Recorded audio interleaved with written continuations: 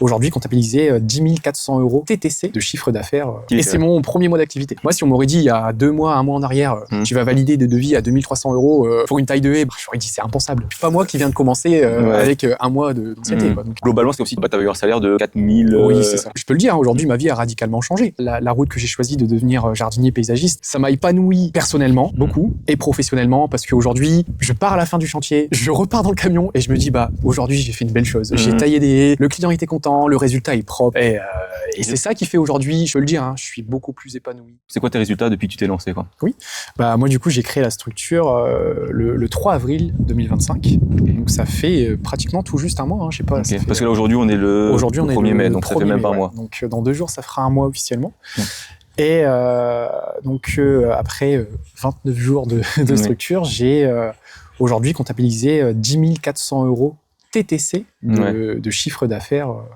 Et c'est ton premier mois d'activité? Et c'est mon premier mois d'activité. T'avais imaginé ce premier mois? Tu t'es dit, t'espérais quoi? Non, le premier mois, franchement, pour être transparent, je me suis dit, allez, si j'arrive à faire vraiment, pour les clients, tout ça, si j'arrive à trouver 2000 déjà, 2500 dès le premier mois, c'est déjà beaucoup. Donc là, tu comprends mon inespéré, quoi. Ouais, c'est carrément inespéré. C'était quoi ta situation avant ça, avant de te lancer au premier, tu dis dans le... Avant le 3 avril? Ouais, avant le 3 avril, qu'est-ce que tu faisais? C'était quoi ta situation? Donc moi, en fait, j'ai quitté l'entreprise. J'ai quitté l'entreprise. Donc moi, en fait, j'ai quitté l'entreprise le 28 mars sous la forme d'une rupture conventionnelle. Donc j'étais employé, j'étais technicien, support technicien dans une société d'électronique. Donc j'ai travaillé pendant 10 ans en tant que technicien. Et voilà, c'est une décision qui a été mûrement réfléchie. Mais j'ai pris la décision de partir de la structure. Voilà, on a convenu d'une rupture conventionnelle, donc je suis parti le 28 avril et j'ai créé la société le 3 avril. Le 28 mars, pardon. Le 28 mars. Donc tu étais salarié, mais c'était une idée que tu avais déjà en tête de te lancer en tant que paysagiste. C'est pas en voyant des publicités ou en voyant mon contenu que ça t'a donné l'idée, tu avais déjà cette idée-là avant? On va dire, il y a 4-5 mois antérieurs où je cogitais beaucoup sur ma situation professionnelle, sur une future reconversion, mais il était absolument pas défini que je deviens jardinier. C'était pas acté paysagiste, Il y avait quoi dans la balance aussi? Il y avait d'autres activités, t'avais pensé? Dans la balance, oui, j'ai eu pour projet, j'avais fait les projets et les plans d'ouvrir un car wash. Donc en fait, c'était, je voulais rien à voir. Rien à voir. J'adore aussi laver les voitures, policher les voitures, et en fait, j'aurais eu ma petite structure ambulant avec le camion où en fait j'avais une base et c'était une station avec de la vapeur d'eau et je proposais en fait mes services sur un parking, sur un domicile et du coup j'arrivais et je proposais des services. Quand tu dis car wash, c'était toi tu proposes une prestation de service, c'est pas tu ouvres un car wash où les gens viennent laver. C'est pas le car wash où on met le jeton, la pièce de 2 € et puis on a la lance. Non, c'est un lavage, une prestation. Alors j'avais une base fixe sur le parking, sur un parking, j'avais une base fixe où je pouvais faire mes prestations sous une tonnelle. Donc tu t'es bien quand même renseigné là-dessus. J'avais tous les plans, et en fait ce qui m'a fait décrocher, c'est que j'ai été refusé 2 fois au niveau de plan de l'urbanisme de la mairie qui n'a pas accepté. Parce que je voulais faire un petit coin snacking à côté, un petit coin restauration. Donc c'est vraiment une activité entrepreneuriale, tu avais quand même envie de lancer. Tu voulais pas retrouver un boulot salarié? Ah non, là c'était vraiment une entreprise. Je créais mon entreprise et puis. Mais du coup ça s'est pas fait. Donc là il y a eu toujours une période de cogitation. Je savais que je voulais prendre une décision et me reconvertir dans quelque chose. Et j'ai une passion pour le jardinage. Depuis tout petit, j'adore le jardinage, que ce soit pour moi, la famille, les amis. Et sur une de tes vidéos, je suis tombé sur une de tes vidéos qui m'a fait, en fait, il y a eu cette boule d'enchaînement qui m'a dit, mais c'est ça, en fait, c'est ça. Et il y a eu un déclic. Il y a eu un déclic en moi qui m'a dit, voilà, c'est vraiment... Ouais, t'avais déjà pensé 4-5 mois avant, et c'est aussi en voyant mon contenu, ça t'a rappelé cette idée-là et... Oui, en voyant ton contenu, c'est vrai que moi, je partais un petit peu dans l'inconnu. J'ai jamais ouvert d'entreprise, j'ai jamais... Voilà, le jardinage, je le fais pour mon plaisir, mais j'avais jamais, tu sais, connu ça dans le domaine professionnel. Donc... quand j'ai vu tes premières vidéos et cette solution d'accompagnement avec la structure d'Epif, là, je me suis dit, ça tombe au bon moment. C'est vraiment tombé pile poil au bon moment, quoi. Et pourquoi tu t'es pas dit tu pouvais te lancer toi-même? C'est quoi qui te faisait peur de te lancer tout seul? Alors oui, tu faisais pour toi dans ton jardin, mais qu'est-ce qui te faisait peur pour te lancer tout seul? C'est quoi? C'est pas qu'est-ce qui me faisait peur de me lancer tout seul? C'est pas...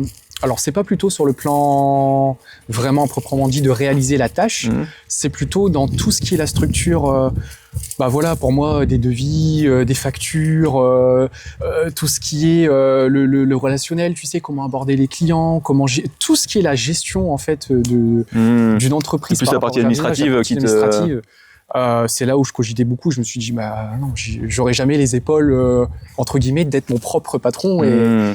Et au jour d'aujourd'hui, grâce à la structure de Epif, tous mes doutes, tous mes questions, toutes les choses qui ont pu me faire cogiter, ça a été très bien accompagné. Et qu'est-ce qui a fait du coup que tu as voulu rejoindre Epif Alors, qu'est-ce qui a fait que j'ai voulu rejoindre Epif? C'est donc une fois que j'ai eu ce fameux déclic où je me suis dit vraiment c'est dans la structure du jardinage que je veux me lancer. C'est à partir de ce moment-là où j'ai rejoint le programme d'adhésion, d'accompagnement de Epif. Là, j'étais toujours à ce stade employé dans la société. Et ensuite, à partir de là, ça s'est enchaîné très rapidement parce que j'ai commencé la formation avec vous. J'ai directement eu les bons conseils pour me préparer, tout en étant encore salarié, pour me préparer à ma reconversion. Et une fois que mon départ était acté... que tu as rejoint Epif combien de temps avant le 2 avril, il y a un mois? Donc, j'ai créé la structure le 3 avril et j'ai rejoint Epif le 13 janvier. Ah ouais, 13 janvier déjà. Le 13 janvier, ouais. Dès le 13 janvier, donc 13 février, 13 mars. Donc tu as pris 2 mois pour 2-3 mois, 2 mois et demi pour préparer tout ça. Voilà. Et ça a été les 2 mois où j'étais comme un lion en cage parce que j'avais toutes les informations. Je me rappelle, tu venais aux ateliers, t'étais bon, j'ai hâte de me lancer là, plus qu'une semaine, plus que 24 heures. Oui, parce que en 2 mois, l'accompagnement, ce qu'il a apporté en 2 mois, c'est ce que j'aurais peut-être acquis en 6 à 8 mois d'expérience seule. Là, on a toutes les bonnes cordes pour dire, on sait vers où on va, on évite les erreurs que, concrètement, oui, il faut être réaliste, que j'aurais sûrement réalisé sans être accompagné. Donc, tu penses à quoi? Je pense au fait de déjà la structure, comment bien créer sa structure, les devis, parce que aujourd'hui grâce à Epif, grâce à la formation qu'on a acquis, on arrive à avoir une connaissance dans son chiffrage qui est pour moi la base aujourd'hui de... Ouais, c'était surtout ça. J'ai l'impression toi c'était vraiment la partie chiffrage administratif, aussi chiffrage où tu n'avais aucune idée peut-être de savoir comment chiffrer.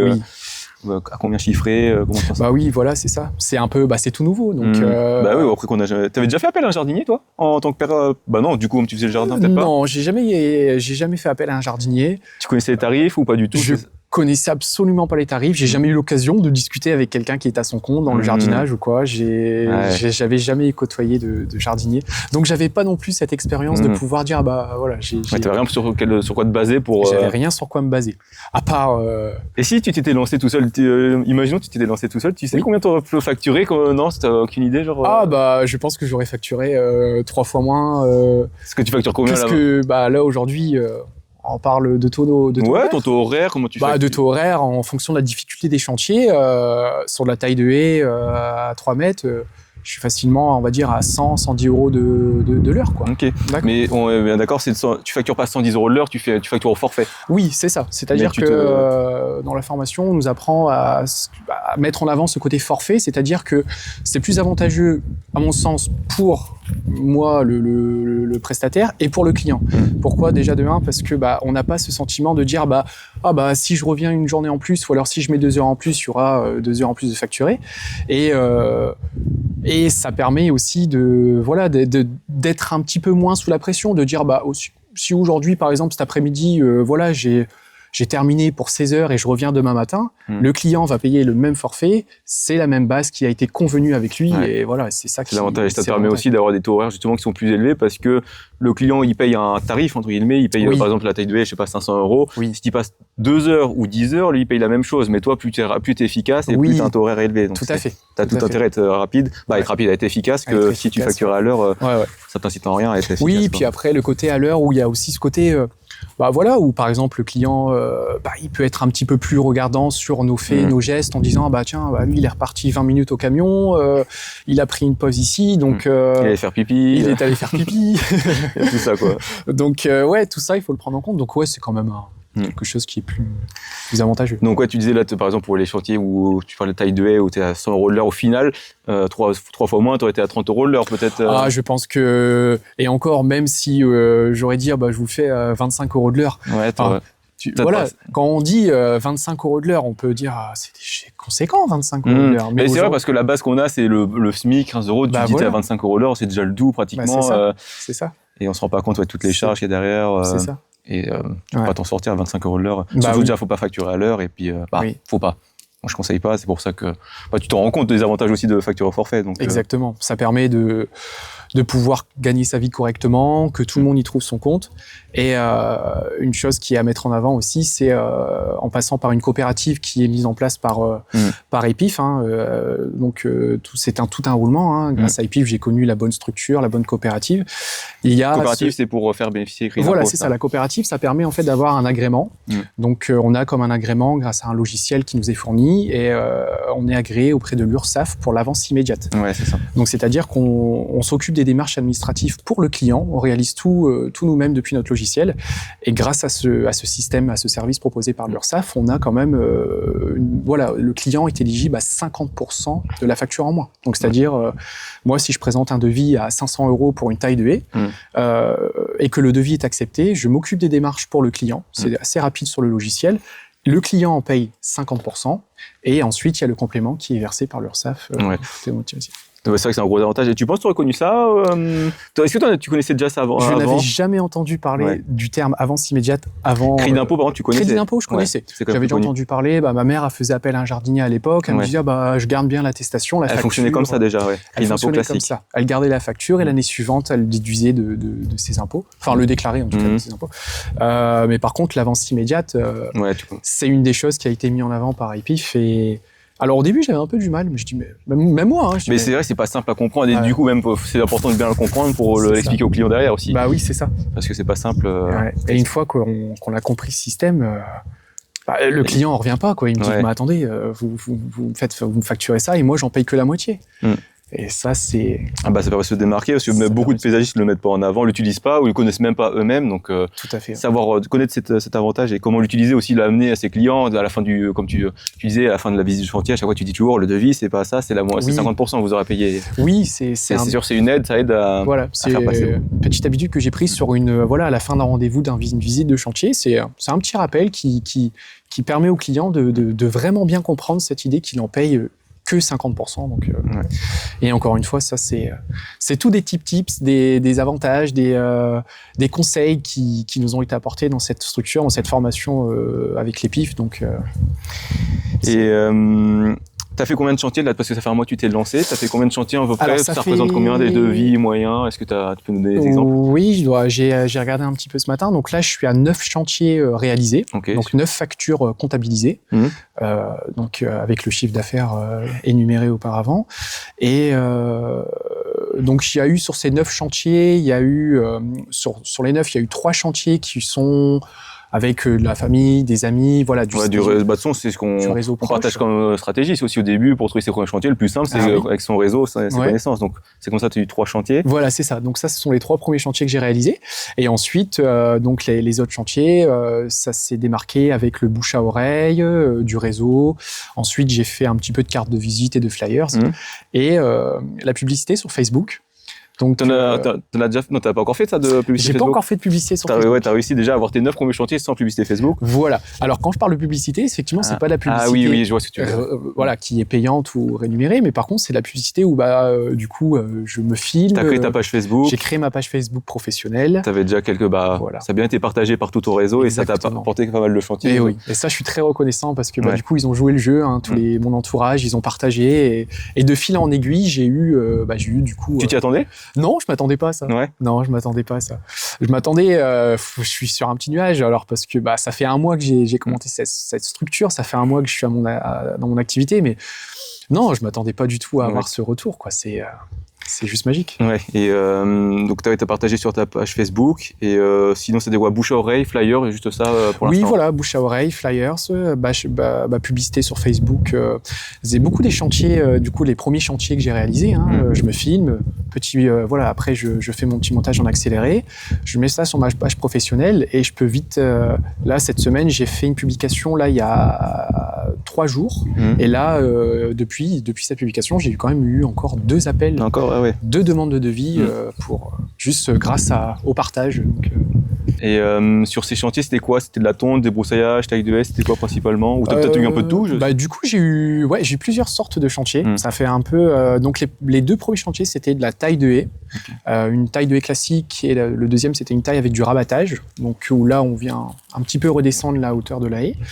Ensuite, j'ai eu un joli chantier d'engazonnement qui était sympa. Donc, refaire une surface complète. Tu savais faire ça déjà? Alors, je savais faire.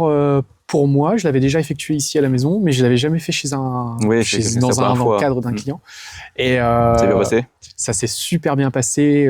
Le résultat est toujours en pouce, parce que ça fait que 2 semaines. C'est sûr. Mais en tout cas, j'ai quitté le chantier avec une base qui était absolument parfaite, plate, et j'ai pris mon temps. Je l'ai fait en 2 jours, mais faut au début comme c'est les premières fois. C'est sûr, tu mets plus de temps que dans 6 mois, 1 an où tu auras l'habitude, où tu seras plus efficace. Mais bon, au début, c'est normal. C'est vrai que le premier chantier, je préfère. Et d'ailleurs, après, il faut toujours s'appliquer sur tous ces chantiers. Mais les premiers sont très importants parce que je pense que c'est là où on forge un petit peu l'identité de notre structure. C'est ça, oui. Après, la réputation, c'est comme ça, tu as facilement du bouche à oreille derrière aussi. Donc, c'est important, quitte à passer un peu plus de temps, c'est même aussi rentable, en fait, passer plus de temps parce que les clients sont plus contents. Exactement. Donc, une taille de haie, engazonnement. Après, j'ai eu de la tonte et du débroussaillage. Donc, les 3 services classiques qui sont revenus. Un petit peu de création. Un petit peu de création, oui. Alors, c'est vrai que j'ai un client où je suis allé lui faire un taillage de haie. De base, Tu allais juste pour ça à la base? De base, il m'a appelé juste pour un taillage de haie et une tonte. Donc, on en est arrivé à la partie avant de son jardin, où je lui ai fait une petite réflexion en lui disant c'est vrai que les cailloux vont dans la pelouse, donc il faut faire attention. Et il me dit oui, j'aimerais bien mettre des bordures. Donc je lui ai proposé mon service de création. Donc je lui ai fait un petit peu de plantage de bordures en bois avec vraiment bien détouré, etc. Et il a été super ravi du résultat, très content. Top. Donc ça c'est super. Et après j'ai fait aussi beaucoup d'entretiens, beaucoup. J'ai fait 2 chantiers où il y avait des massifs, qui avaient pris à créer ou à entretenir, à tailler, tout ça. À éclaircir. Donc vraiment à tailler, des ronces qui avaient pris un petit peu le dessus sur les plants arbustes, tout ça. Donc, Et c'était quoi les tarifs de tous ces chantiers à peu près? On sait qu'au global, ça faisait un peu plus de 10 000 €. Oui. Mais par chantier, c'est... Par chantier, par exemple, un chantier avec 80 mètres linéaires, donc 80 mètres de haie, là, on parle sur un chantier à 2 300 €. Un chantier d'engazonnement, donc là, il y avait un bon... T'as pas eu peur quand t'as fait des premiers devis à plus de 2 000 €? Je me disais, mais jamais ça va passer. Ouais, t'y croyais pas? Tu pensais pas? Et d'ailleurs, j'ai eu plusieurs cas où les clients m'ont dit, mais je trouve que c'est un petit peu honoré. Et là, j'ai réinsisté en me disant, je tiens juste à vous notifier que vous payez que la moitié du devis. Ah, mais oui. Et donc, au final, donc 2300, ça se trouve, si t'avais fait 3000, au final, ça serait même passé, quoi. Bon, après, c'est vrai que... Oui, mais faut pas abuser non plus, faut rester cohérent par rapport à ses tarifs, mais bon. Voilà. Mais même des devis comme ça, c'était inespéré. Moi, si on m'aurait dit il y a 2 mois, 1 mois en arrière, tu vas valider des devis à 2 300 €. Pour une taille de haie? Pour une taille de haie, même s'il y a 80 mètres... j'aurais dit c'est impensable. C'est impensable. Tu pensais pas, quoi. Pas moi qui viens de commencer avec 1 mois d'ancienneté, quoi. Donc sur mon logiciel de facturation. Il en faut pas beaucoup non plus de chantier parce que t'en fais que 10 à 400, ça te fait quand même 4 000 € de chiffre d'affaires.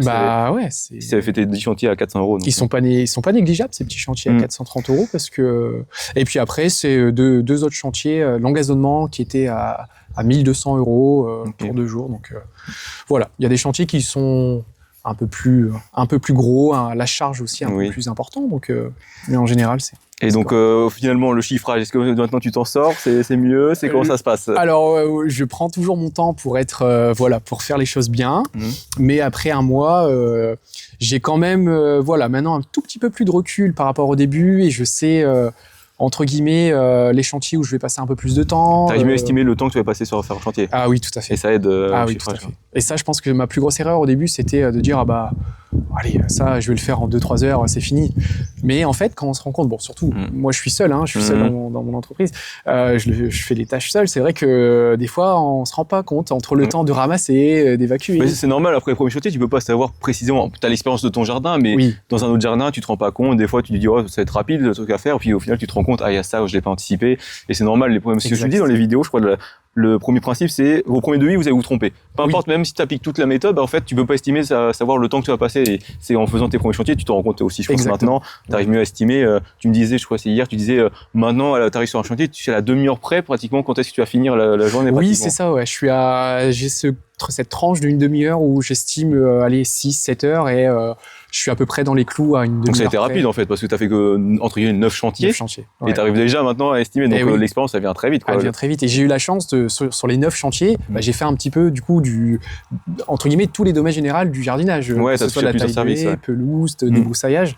Donc, il faut pas beaucoup de chantiers pour se rendre compte à peu près du temps et du taux horaire qu'on souhaite appliquer et des choses comme ça. Maintenant, ça te fait, t'as moins peur. C'est pas que t'as moins peur, mais peu importe le jardin où tu vas, maintenant tu sais à peu près combien de temps tu vas y passer. Oui.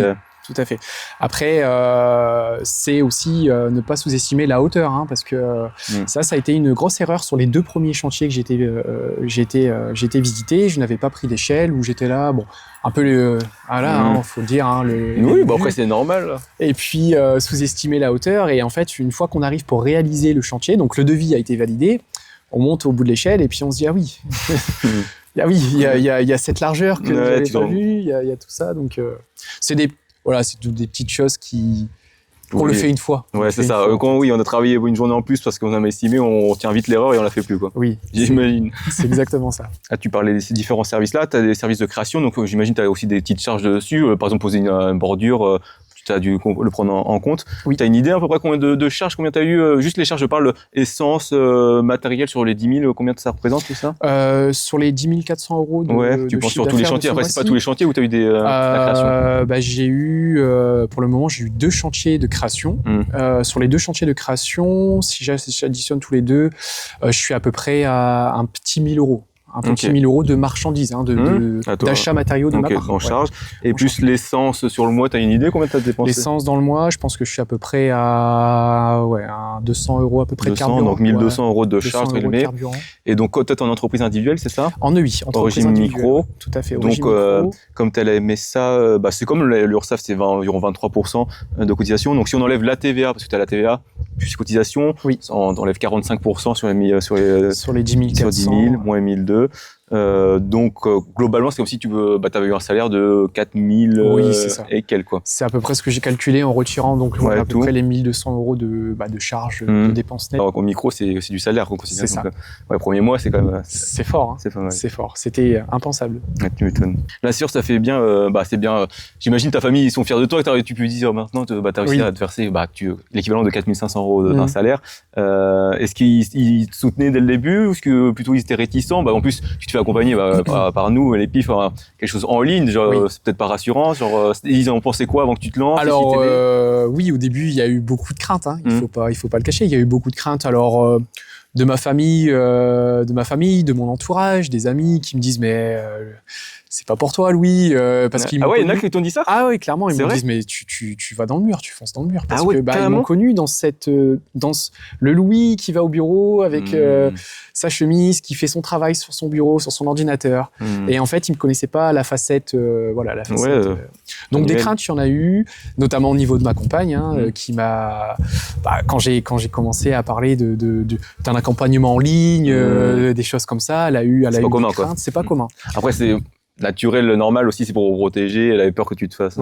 Je vais voir. C'était quoi? Je sais pas. C'était par rapport au fait que, il y a pas de contact direct. On n'a pas une agence qui est à 30 km où je vais dire tiens, je vais aller voir mon conseiller. Ça reste une structure virtuelle, mais entre guillemets, les doutes ont été très très rapidement mis de côté. À partir du moment où j'ai eu le premier coaching avec toi, notamment Loris, et puis la structure des PIF, là il y a plus de doutes qui se sont dit. Je me suis dit c'est vraiment un accompagnement qui est juste hyper sérieux. On sait qu'on n'est pas juste sur un accompagnement parce que aussi, on est sur un accompagnement, mais il y a aussi ces lives hebdomadaires qui sont vraiment hyper rassurants puisque tous les semaines on peut poser des questions. Donc il y a même si on reste en contact aussi par rapport à nos téléphones, ça me permet de pouvoir faire une petite fiche avec des questions et d'attendre le mercredi pour tous échanger avec toi, avec les élèves qui font partie de la plateforme EPIF. Et je trouve que c'est hyper fructueux d'apprendre forcément de toi, de la plateforme EPIF, de toute la structure, mais d'apprendre aussi des autres. Des autres qui sont soit plus évolués, qui ont déjà plusieurs mois d'activité, ou soit de rassurer, alors même si ça fait qu'un mois que je suis à mon compte, de rassurer des élèves qui sont peut-être à leur premier chantier, ou alors qu'ils ont été visiter leur premier chantier. Et c'est dingue, en fait, ça crée cette harmonie commune. Ouais, t'as bien aimé ça, le fait que tu sois avec d'autres élèves et sur chacun à son niveau et chacun des questions. Oui, voilà, ouais. On est tous dans le même bateau à peu près. Et peu importe la différence, si lui, il en a fait 70 des chantiers ou lui, il va commencer à faire son premier. C'est vraiment cette harmonie du groupe qui fait qu'on est tous là pour se pousser les uns les uns vers le haut et c'est grâce à EPIF. Donc, je suis très content, quoi. On a beaucoup de personnes qui souhaiteraient rejoindre l'EPIF, mais ils ont cette crainte, cette croyance, il faut un diplôme pour se lancer. Ils préfèrent passer un diplôme classique, un BP, aménagement paysager, un BTS. Est-ce que toi, tu avais cette crainte-là, ou cette envie de passer un diplôme d'abord? Et sinon, qu'est-ce que tu leur dirais à des personnes qui ont cette crainte-là pour se lancer? Alors, qu'est-ce que je dirais à ces personnes-là? Je dirais que, en fait, il faut éviter de perdre du temps. C'est-à-dire que je dis pas que c'est une perte de temps de passer par des structures de formation officielle avec des écoles, etc. Mais en passant par EPIF, je pense qu'il y a un gain de temps qui est pas négligeable. Et je leur dirais qu'il faut s'écouter soi-même et en fait, il faut éviter que le petit 10e ou le 15e de pourcentage à l'intérieur de nous qui nous met plein de doutes, qui nous met plein de questions. Est-ce que je vais réussir? Est-ce qu'il faut que je passe pas? Les milliards de questions qu'on peut se poser. En fait, il faut réussir à... Ce qui est pas évident. T'en avais toi aussi, c'était pas ça, c'était pas forcément ça. C'est pour ça que j'en parle aujourd'hui avec fierté parce que j'ai réussi à dire je mets tout ça de côté. Il faut s'écouter vraiment ce qu'on a envie de faire. Et si on a envie de le faire et qu'on veut vraiment se dédier pour, ça fonctionnera. Oui, parce que toi, t'as eu ça, mais il y en a aussi qui rejoignent EPIF et qui se lancent en parallèle de leur boulot. Ils font ça en parallèle. Toi, t'as quand même acté, en fait, t'as fait une rupture conventionnelle, donc fallait que ça marche parce que t'avais plus le... Moi, j'ai vraiment fait c'était... c'était une décision, c'était sûr, quoi. C'était du on-off. Donc, c'est-à-dire que j'arrêtais d'un côté, jardinier paysagiste de l'autre côté, c'était à 100%. Donc, t'avais cette peur-là que t'as réussi à passer... J'ai eu cette peur parce que les questions qu'on se pose, c'est est-ce que je vais avoir des clients? Est-ce que est-ce que le téléphone va sonner? Est-ce que je vais pouvoir assumer tout? Et c'est vrai que jusqu'à la rupture conventionnelle, je me suis posé cette question. Hein. Et en fait, déjà d'une part, l'accompagnement nous rassure beaucoup parce que toutes les questions sont pratiquement, tous les domaines sont énumérés, que ce soit du côté administratif, du côté facturation, du côté chantier, du côté technique aussi, parce que il faut pas le négliger. Et PIF apporte quand même des connaissances techniques, que ce soit dans tout ce qui est de taille 2 et tout ce qui est en rapport avec le jardinage. Donc ces doutes ont été mis de côté assez rapidement. Et je pense qu'il y a une partie de nous qui doit faire aussi le travail en disant maintenant, je me lance, il faut y aller. Et si on y met tout l'effort, c'est comme dans tous les domaines. Vraiment, si on y met l'envie et l'effort, il y a... toi, c'était le cas. En tout cas, on t'a accompagné, mais on n'a pas fait les actions pour toi. C'est quand même toi qui as tout fait de ton côté aussi. C'est vrai. Passé à l'action. C'est vrai qu'il faut le dire. Malgré qu'on a tous les bons conseils, tous les clés en main, entre guillemets, pour réussir. Le dernier maillon, ça reste la personne qui va, et c'est pour ça que, à partir du moment où on est motivé et qu'on a envie de réussir, avec toutes les connaissances acquises et tous les conseils apportés par la formation, ça peut le bon état d'esprit. Et un bon état d'esprit. Après, il faut... aussi de la satisfaction client. Je me rappelle, toi, je crois que tu m'avais posé la question, t'avais peur, premier chantier, si je me loupe, tout ça, comment ça se passe avec le client? Oui. Je dis, déjà, si tu te poses cette question-là, c'est que t'es dans un bon état d'esprit, ça va bien se passer parce que tu feras en sorte, même si tu te loupes, tu pourras rattraper, ou tu pourras faire une remise sur la facture, ou même si sur tes premiers chantiers, ça peut arriver à faire une erreur. Donc, déjà, quand t'as le bon état d'esprit, ça fait la différence, avec quelqu'un qui vient et, qui veut juste, pour l'argent et qui pense pas au client, la satisfaction client. Oui, ça fait partie, c'est très important, la satisfaction client. Je veux dire, on a beau avoir tous les connaissances qu'on a acquis, vraiment l'état d'esprit qu'il faut, si derrière, entre guillemets, on n'a pas ce côté relationnel aussi, bienveillant avec le client. Je pense que c'est ça aussi qui fait la différence. Ouais, toi, je pense que c'est ça aussi qui joue. C'est ça aussi qui joue énormément. Et en soi, tout le monde peut l'avoir. Il faut juste être le relationnel, je veux dire. Oui. Faut juste avoir une bonne mentalité et vouloir être cordial avec les gens, prendre le temps de discuter. C'est pas juste quand on vient de faire le devis, c'est pas juste bon, on fait le tour du jardin, il y a ça, merci, au revoir, je vous envoie le devis. C'est ça. C'est aussi on essaye aussi de cadrer pour pas passer non plus 3 heures chez les clients, mais aussi d'avoir. Je pense c'est ce que tu même moi je le refuse pas, même si c'est une petite visite, je vous sers un petit café, c'est 5 minutes de, entre guillemets, je dis pas perdu, c'est 5 minutes de prix avec le client, mais qui sont ultra bénéfiques parce que ça crée ce lien, il y a ce rapport de confiance qui s'instaure. Et ce que tu me disais en plus, souvent toi tu partais d'une visite de jardin, tu savais s'il allait dire oui ou non, même peu importe le prix parce que oui. Il y a, en remontant dans le camion, pour l'instant, j'ai eu un devis qui a été refusé. C'est tout. Comme je te disais, faut pas t'y habituer parce que pour le coup, t'as pas de la chance, mais c'est que t'as eu un bon relationnel et donc ça se trouve en vrai tu vas le garder avec ces tarifs-là. Oui. Il y en a plein qui pourraient penser avec ces tarifs-là qu'il y en a plein qui soient. En tout cas, si je continue sur cette lancée, et puis que la qualité du travail est au rendez-vous et que tout se passe correctement, j'espère que ça se passera bien par la suite. Et je t'ai coupé là, j'étais en train de dire quand tu rentrais du jardin, t'allais dans le camion, tu savais où il devait. Oui, c'est ça. Quand je pars du client et que je remonte dans le camion, en fait, après avoir échangé le client, vraiment à la fin, on sait, et moi ça a été mon cas pour moi, on sait que quand t'as le client qui te regarde et qui dit j'aimerais vraiment que ça soit vous qui vienne entretenir mon jardin ou j'aimerais vraiment que ça soit vous qui vienne venir tailler mes haies, on sait que le devis on va le proposer et même si les tarifs sont un petit peu plus élevés que le budget ou alors ce qu'ils auraient pu trouver sur une autre structure ou sur une autre entreprise, je pense qu'il y a des petits détails qui font la différence. Ouais. Et notamment je me répète, mais l'avance immédiate. Qui joue aussi, c'est sûr, c'est un gros argument. Mais relationnel, c'est vrai que qui joue par rapport à des personnes qui pensent. Moi, j'ai beaucoup sur Instagram de personnes quand je monte les tarifs, ils sont pratiquement comme les tiens. Par chez moi, c'est pas possible. Alors que toi, moi, je suis dans le sud-ouest, toi, t'es vraiment au nord de la France. On n'est pas du tout dans la même région. Tu considères, je sais pas, c'est une zone qui est aisée par ici ou pas? Du tout. Non, du tout. Non, c'est les gens.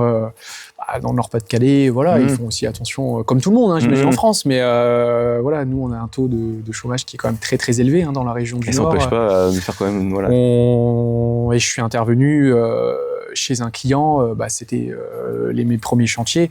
On sent que ils se font aussi plaisir en faisant appel à un jardinier et en leur proposant le crédit avec l'avance immédiate. Je pense que ça fait la différence. Ça aide aussi à passer. Du coup, est-ce que tu valides un peu ce choix parce que tu hésitais avec le car wash, jardinage, comment ça se passe ton quotidien? En vrai, est-ce que t'es content de ton choix? Comment ça se passe ton quotidien? Ma vie, je peux le dire, aujourd'hui, ma vie a radicalement changé. On dit un métier, ça joue sur la personne, ça joue sur tout. Moi, aujourd'hui, la route que j'ai choisie de devenir jardinier paysagiste, ça m'a épanoui personnellement, beaucoup, et professionnellement, parce qu'aujourd'hui, je pars à la fin du chantier et je repars dans le camion et je me dis, aujourd'hui, j'ai fait une belle chose. J'ai taillé des haies, le client était content, le résultat est propre. Et c'est ça qui fait aujourd'hui, je peux le dire, je suis beaucoup plus épanoui. Je suis plus épanoui. Les retours, ça fait plaisir. J'ai eu plusieurs retours par message ou par mail. Après, les clients m'ont dit, mais le résultat est formidable, on vous rappellera, ou des choses comme ça. Et à la fin de la journée, donc généralement ce que je fais, c'est que je range mes outils, je mange, je passe un petit peu de temps avec ma compagne, et puis après c'est vrai que il y a le côté administratif, donc je monte un petit peu, j'essaye de faire des petits papiers, des factures, tout ça. Et là, quand justement on est un peu fatigué parce qu'on a fait sa journée et que en fait on a ce petit message ou ce petit email qui arrive, et là en fait on a le gros sourire en disant c'est cool quoi, parce que il y a. En fait, t'as reçu des mails j'ai reçu des mails. 2-3 messages et des mails. J'ai reçu un mail d'un client qui m'a dit que ça fait plaisir, qu'il était très très agréablement surpris et qui me rappellera. Et il m'a dit dès que j'ai la moindre occasion, je vous recommanderai à des personnes. Donc c'est super enrichissant et ça fait super plaisir. Ça fait chaud au cœur. Faut demander des avis Google justement. Ces gens-là, faut optimiser ta page, faut s'en servir dans ça. Il faut que je crée une page Google. T'as tellement de boulot, t'as pas le temps de faire les choses. Bref, t'as la chance, t'as travaillé pour avoir tous ces chantiers-là, mais c'est bien aussi d'optimiser. Je le rappelle. Oui, c'est vrai qu'il faut que. Justement, c'est bien. Ces gens-là, souvent ils veulent en faire plus parce qu'ils payent la facture, donc en soi ils n'ont rien à faire plus. Mais ils sont tellement reconnaissants. Ça doit être pareil pour toi. Ils veulent.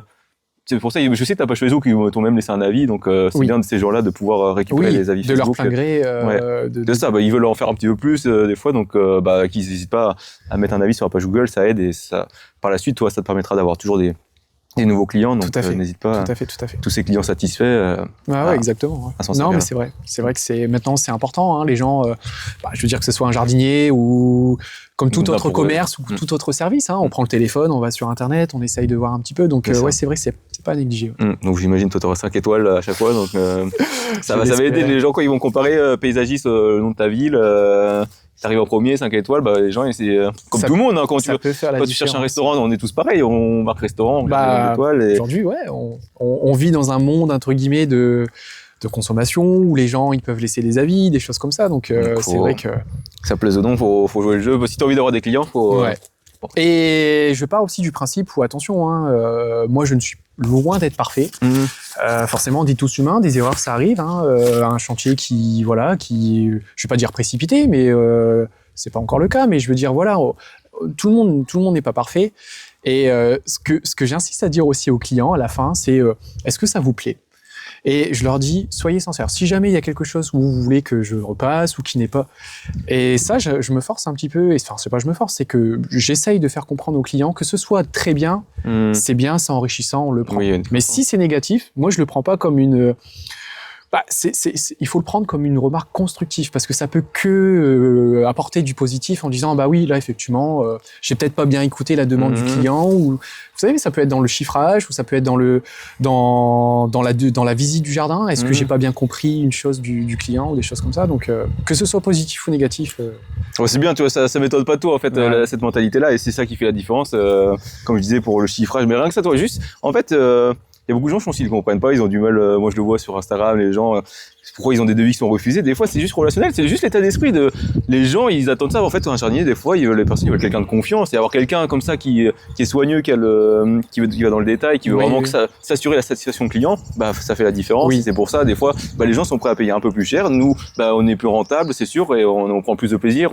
Ça nous dérange pas de passer 1 heure de plus parce que, forcément, on n'est pas à gratter la moindre heure parce qu'on est à 20 € de l'heure. Exactement. Donc, ça fait toute la différence. C'est être humain avant tout, proposer un bon service, et puis oui, comme tu dis, je pense que les gens ils sont prêts à mettre un petit peu plus, et ce qui peut faire la différence, c'est de dire lui je pense que lui il est très sérieux, j'ai bien accroché, je sais que ça va être du travail de qualité, donc c'est pour ça qu'ils te disent après franchement, dès qu'on a besoin de quelque chose, on vous appellera parce que ils savent qu'ils peuvent te faire confiance, quoi. Bien sûr. Et des contrats aussi, ça c'est... j'ai des clients où je suis allé, là sur les 9 chantiers, j'ai 2 clients où j'ai réalisé une taille de haie, pelouse, donc taille de haie, ton débroussaillage. Et ils m'ont recontacté en me disant maintenant on aimerait bien que vous me proposiez un deuxième devis pour un contrat où vous passez alors 1 fois, 2 fois dans le mois. Et là je pense que il y a certaines personnes peut-être qu'ils attendent de voir une première prestation. Beaucoup, c'est ce que j'allais te dire. Souvent, mais même des fois ils le disent. Il y en a qui veulent pas dire, ils sont pas à l'aise à le dire aussi. Mais c'est ça, ils veulent faire le premier devis, premier chantier pour voir s'ils peuvent faire confiance, parce que des fois t'es pas peut-être le premier jardinier à venir, et il y en a plein qui font aussi pas du super travail, donc ils veulent pas s'engager sur un contrat. Et oui, c'est ça. C'est un bon signe en général. Les personnes qui te proposent un contrat, c'est si jamais on a une rappel pour un contrat derrière, c'est que je pense qu'ils ont été satisfaits du travail effectué. Et donc tu as signé des contrats à l'année? Là j'ai 2 contrats. Deux contrats. Sur les 9 chantiers réalisés, j'ai réalisé les 9 chantiers, et sur ces 9 clients-là, j'en ai 2 qui m'ont signé un contrat. Ok, donc c'est quoi? C'est de la tonte? C'est de la tonte, débroussaillage des parties engazonnées, un petit peu d'entretien, taille des arbustes. Après ça, c'est pas à faire toutes les semaines non plus, donc c'est pour ça que... Et puis j'ai un deuxième contrat où le client a une base très très propre, le jardin est vraiment très sain, très joli, et par contre moi je vais 1 fois par mois, donc j'irai du coup 1 fois par mois pour continuer à garder cette base, que ce soit des petites mauvaises herbes dans les parterres. C'est agréable aussi des fois d'avoir des petits jardins comme ça change des services, que faire que de la taille. Alors c'est sûr, c'est rentable, mais c'est physique, c'est bien d'avoir des petits services variés comme ça. J'étais surpris en visitant le jardin, je me suis dit j'ai rien à faire, quoi. C'est absolument parfait. Ouais.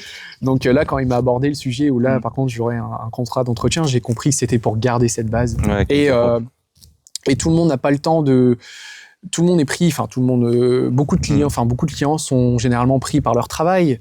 Le jardinage, il y en a qui le font pas par plaisir, qui le font parce qu'ils... C'est une contrainte, ils aiment pas ça. C'est un besoin de garder ce côté espace vert entretenu.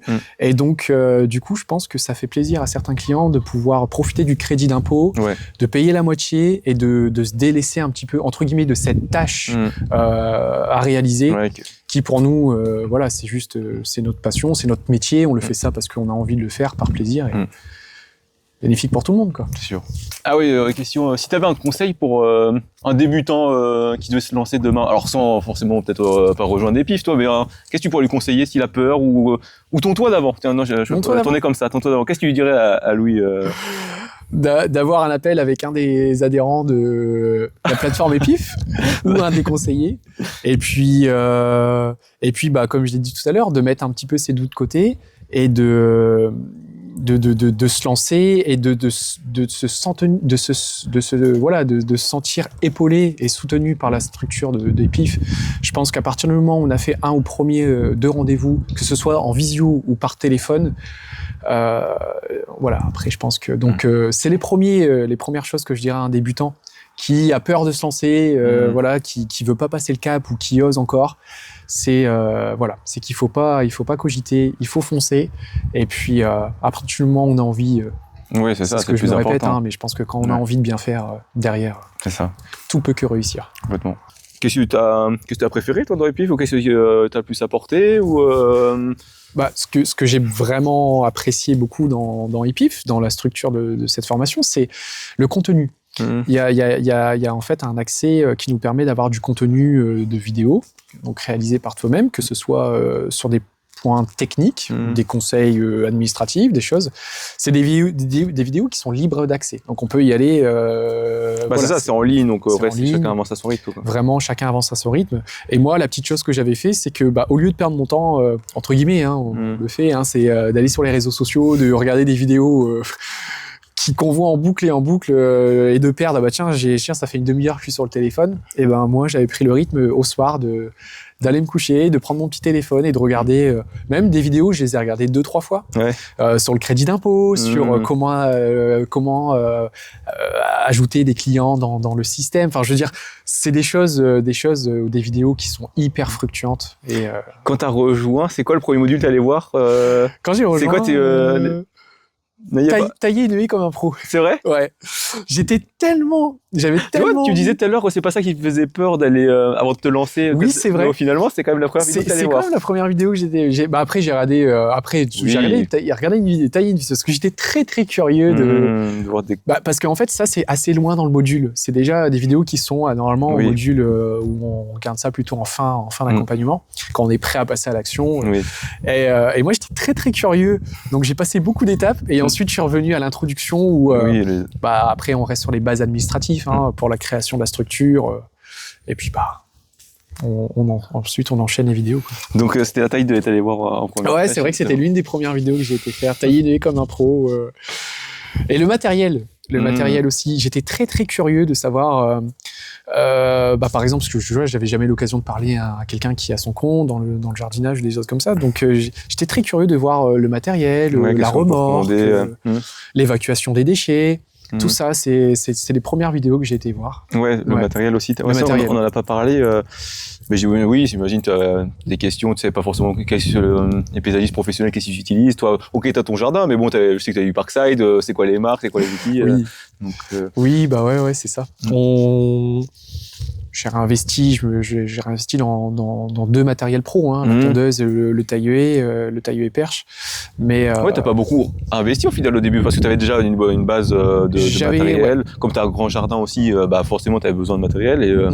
C'est vrai que j'avais la chance d'être déjà équipé correctement pour démarrer.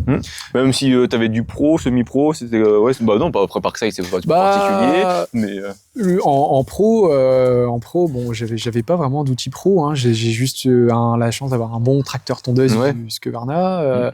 Après, j'ai racheté cette tondeuse à main Husqvarna, mais ouais, du coup, tout ce que j'utilise, par exemple le coupe-branche, le sécateur, tout ça, c'est des outils que j'utilisais ici il y a 3 ans, et aujourd'hui que je prends avec moi dans le camion et que je vais chez les chantiers. Et comme quoi, t'es pas obligé de tout acheter en mode professionnel.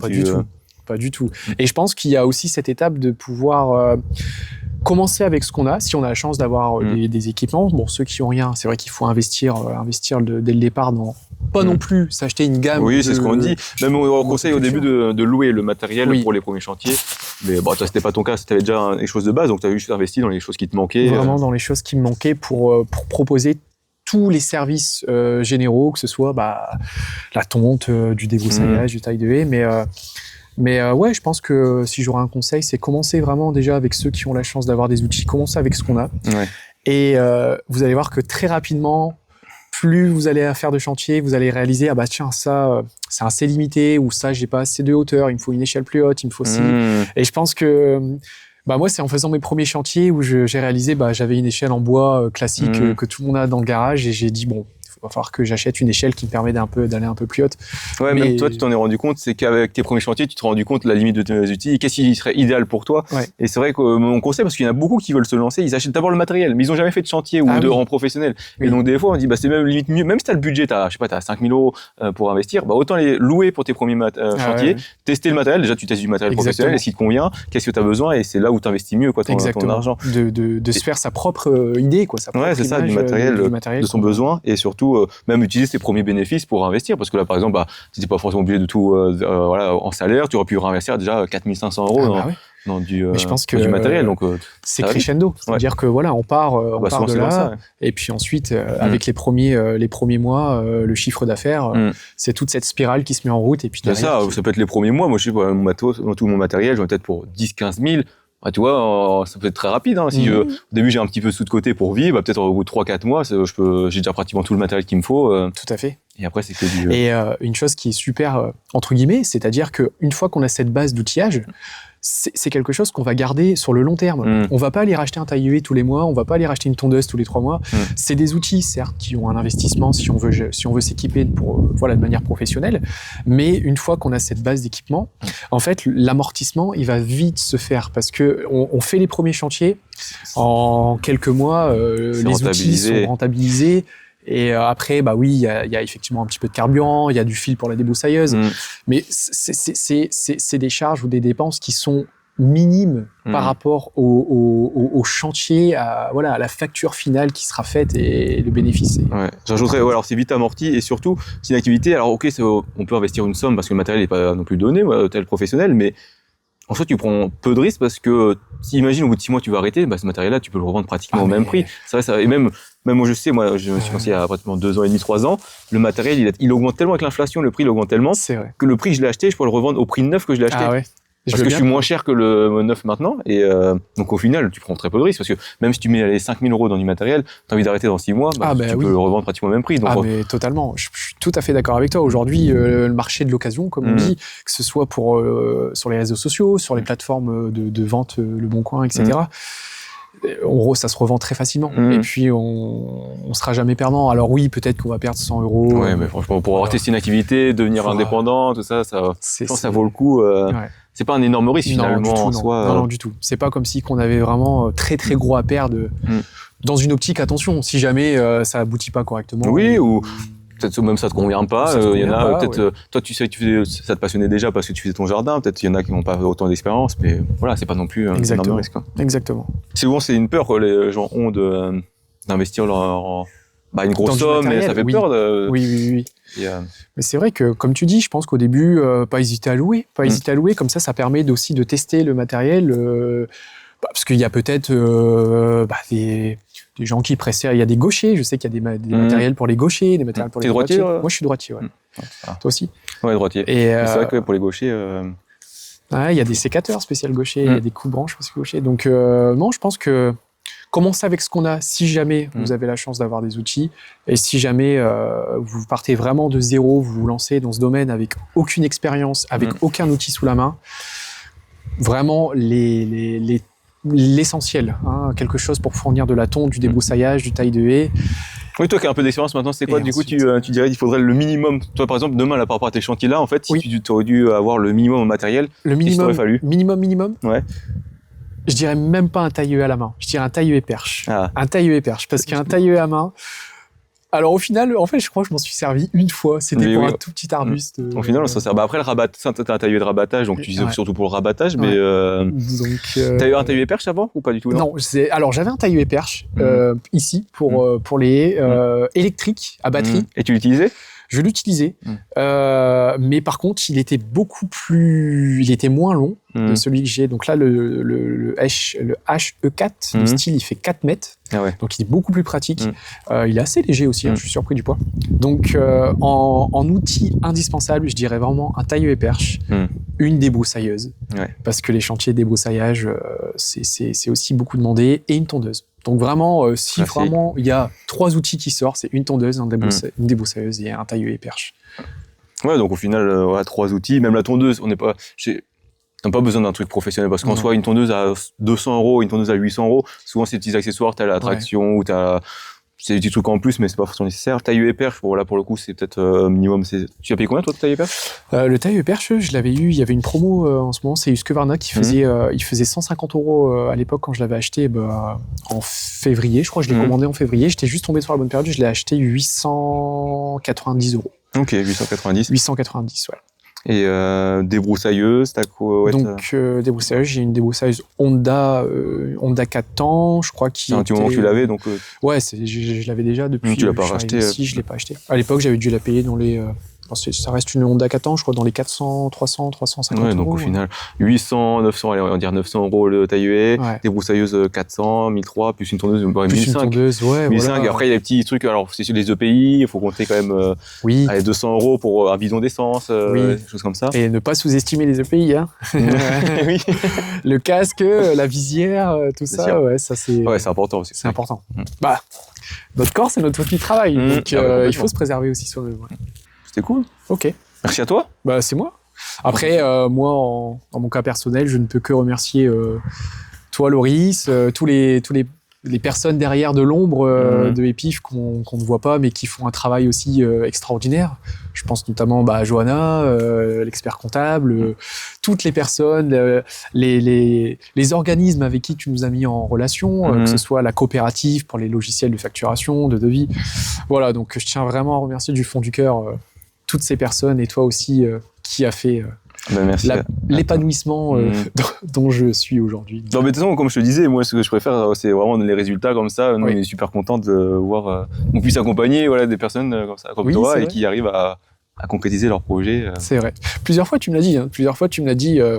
Moi, je suis content quand je vois qu'il y a de l'action et qu'il y a des résultats et que les élèves écoutent et mettent en place tout ce qu'ils peuvent apprendre dans la formation. On fait pour ça. Donc, je pense que c'est vrai que de ton point de vue, à toi, c'est la meilleure satisfaction que tu peux voir. C'est un peu comme nous, en tant que paysagiste, quand le client est satisfait à la fin aussi. Le mieux, c'est quand même agréable de le client qui est satisfait derrière. Exactement. C'est ça. Donc merci à vous. Non, merci à toi.